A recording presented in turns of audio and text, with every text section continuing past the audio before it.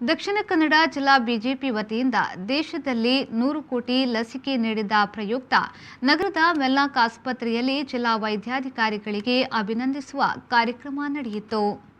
ಮೀನುಗಾರಿಕಾ ಸಚಿವ ಎಸ್. ಅಂಗಾರ ಅವರು ವೈದ್ಯಾಧಿಕಾರಿಗಳನ್ನು ಸನ್ಮಾನಿಸಿದರು. ಈ ವೇಳೆ ಮಾತನಾಡಿದ ಸಚಿವರು, ದಕ್ಷಿಣ ಕನ್ನಡ ಜಿಲ್ಲೆಯಲ್ಲಿ ಲಸಿಕೆ ವಿತರಣೆಯಲ್ಲಿ ನಿರೀಕ್ಷೆಗೂ ಮೀರಿ ಕೆಲಸ ಮಾಡಿದ್ದಾರೆ. ಇನ್ನು ಪ್ರಧಾನಿ ನರೇಂದ್ರ ಮೋದಿ ಅವರ ಕೆಲಸ ಕಾರ್ಯಗಳನ್ನು ಶ್ಲಾಘಿಸಿದರು.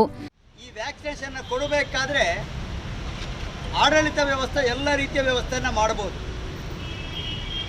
ಆದರೆ ಆಡಳಿತ ವ್ಯವಸ್ಥೆಗೆ ಸರಿಯಾಗಿ ನಮ್ಮ ಕಾರ್ಯಾಂಗ ವ್ಯವಸ್ಥೆ ಏನಿದೆ ಅದು ಕೂಡ ಸರಿಯಾಗಿ ಸ್ಪಂದಿಸುವಂಥ ಕೆಲಸವನ್ನು ಮಾಡಬೇಕು.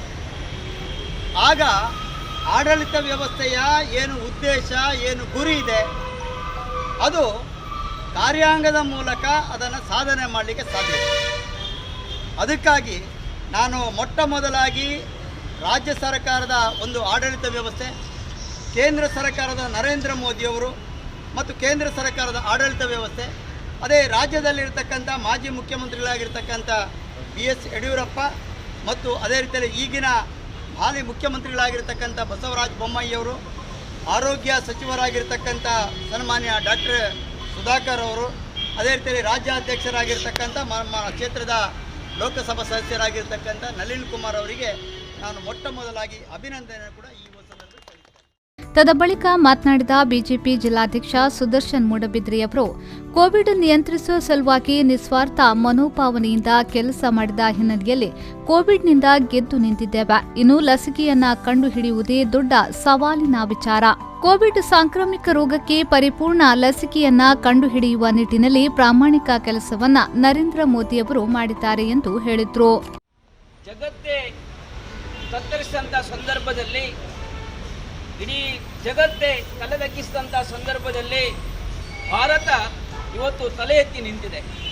ಅದಕ್ಕೆ ಕಾರಣ ಈ ದೇಶಕ್ಕೆ ಒಂದು ಸಮರ್ಥ ನಾಯಕತ್ವವನ್ನು ಕೊಟ್ಟಿರುವಂಥ ಸನ್ಮಾನ್ಯ ನರೇಂದ್ರ ಮೋದಿಜಿಯವರು. ಅವರ ನಾಯಕತ್ವದಲ್ಲಿ ರಾಜ್ಯ ಸರ್ಕಾರಗಳು ಹಾಗೂ ಇಡೀ ನಮ್ಮ ಆರೋಗ್ಯಕ್ಕೆ ಸಂಬಂಧಪಟ್ಟಂಥ ಎಲ್ಲ ಅಧಿಕಾರಿಗಳ ತಂಡ ಇರ್ಬೋದು, ಸೇವೆಯ ಮನೋಭಾವನೆಯಿಂದ ಕೆಲಸ ಮಾಡ್ತಿರುವಂಥ ದಾದಿಯರಿರ್ಬೋದು, ನರ್ಸ್ಗಳಿರ್ಬೋದು, ಅಂಗನವಾಡಿ ಹಾಗೂ ಆಶಾ ಕಾರ್ಯಕರ್ತರಿರ್ಬೋದು, ಪ್ರತಿಯೊಬ್ಬರೂ ಕೋವಿಡನ್ನು ನಿಯಂತ್ರಿಸಬೇಕು, ಭಾರತ ಶೀಘ್ರವಾಗಿ ಕೋವಿಡ್ ಮುಕ್ತ ಆಗಬೇಕು ಎನ್ನುವ ಮನೋಭಾವನೆಯಿಂದ, ನಿಸ್ವಾರ್ಥ ಮನೋಭಾವನೆಯಿಂದ ಕೆಲಸ ಕಾರ್ಯಗಳ ಮಾಡಿದ ಪರಿಣಾಮದಿಂದ ಇವತ್ತು ಭಾರತ ಕೋವಿಡನ್ನು ಗೆದ್ದು ನಿಂತಿದೆ ಎಂದು ಈ ಸಂದರ್ಭದಲ್ಲಿ ಹೇಳಲಿಕ್ಕೆ ಸಂತೋಷ ಪಡ್ತಾ ಇದ್ದೇನೆ.